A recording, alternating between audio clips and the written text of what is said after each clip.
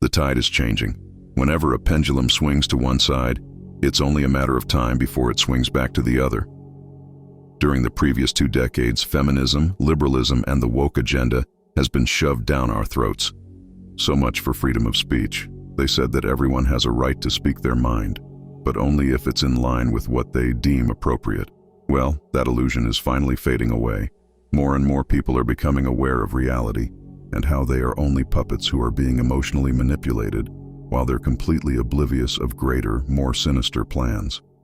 Why I'm telling you this is because the tide has begun shifting, and it's ironically starting from the point which started it all: feminism. Now don't get it wrong, feminism isn't only of one kind. They want it to seem as such to mask the evil they do with the good, and guilt-trip anyone who dares question their intentions.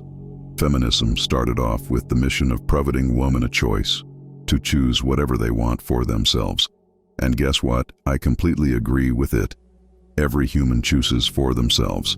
No one has the right to control another's choices, another's life. But a little down the road, a virus started emerging.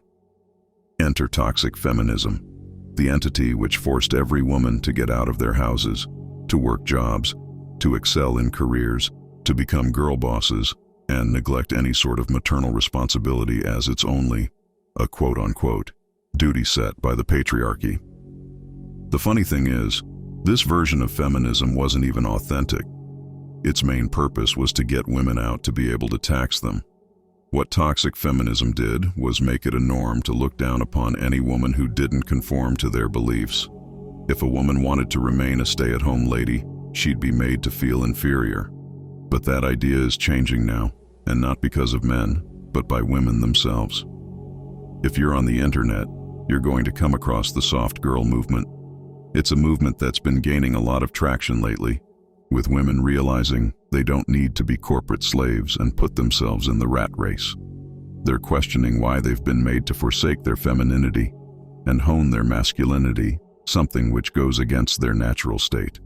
Many women, let me clarify, many young women are rejecting the pressure of the constant grind and the dreams of career success, and instead are prioritizing embracing their feminine energy and self-care. They're choosing slow lives where they get to do things which make them content internally. The fact is, trends like the soft girl era are a victory for women and a good sign of progress in general. We need to turn the focus from encouraging women to become CEOs or OnlyFans models to empowering them to embrace their own femininity.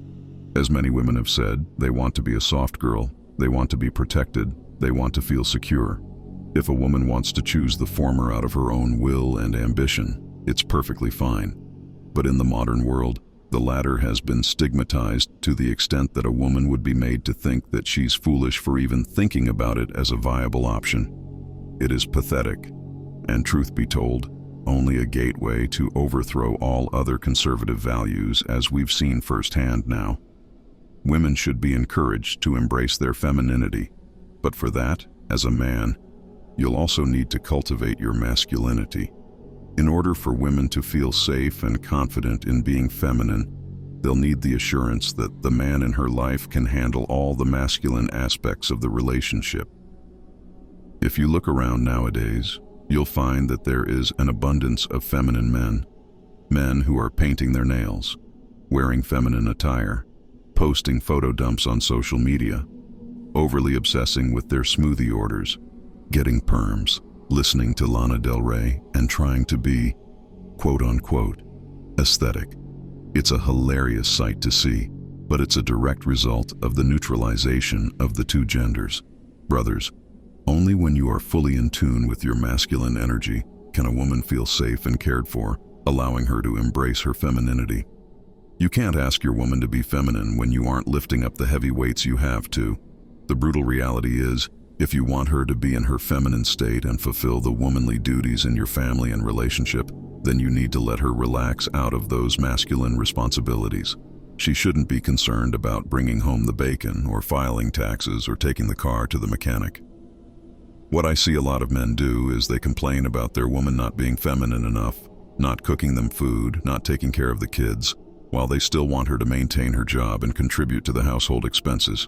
Let me make it clear to you, you can't have your cake and eat it too. What I find funny is that they wouldn't be down to do the same thing themselves. What a lot of guys don't understand is women need masculinity in their partner because they are attracted to competence. Truth be told, it's crucial in motherhood. While she nurtures the child, the man is the protective barrier between his woman and child and the outside world. He provides that environment where the child can grow in a healthy and safe manner. In the olden days, it was by keeping them away from predators and securing food from the wild. In the modern day, it's more about bringing in more than enough money to fulfill all their requirements. So, don't ask for your women to be more feminine unless you're ready to pick up all the masculine responsibility in the relationship. The ideal traditional woman is going to be looking for someone masculine, fit, financially stable, emotionally disciplined, and a great leader and communicator. So you want to showcase the best version of yourself to attract a traditional woman, rather than trying to find one without developing yourself first. If you're young, the way to set yourself on the right track is by building discipline. Without discipline, it's like trying to run a marathon without shoes. Start hitting the gym at least 3 times a week and you'll see an increase in your general levels. You'll be able to do a lot more despite dedicating an hour to working out. As a conclusion, here's what you need to take away. The pendulum is swinging again. Women are opening their eyes to the reality of feminism and how they're being taken advantage of. The soft girl movement is on the rise, where they don't want to be girl bosses anymore. As men, this is your cue to hone your masculinity and prevent a vacuum from occurring. One thing to be careful of, though, is to not have it backfire on you. A quote-unquote soft girl is not a lazy girl. If she's choosing a life of pure laziness and isn't ready to fulfill her end of the contract, you are not obliged to her. With that said, I'll conclude this video. Thank you for tuning in. Make sure you support the channel down below by hitting like and subscribing for more future content. See you in the next one. Stay stoic.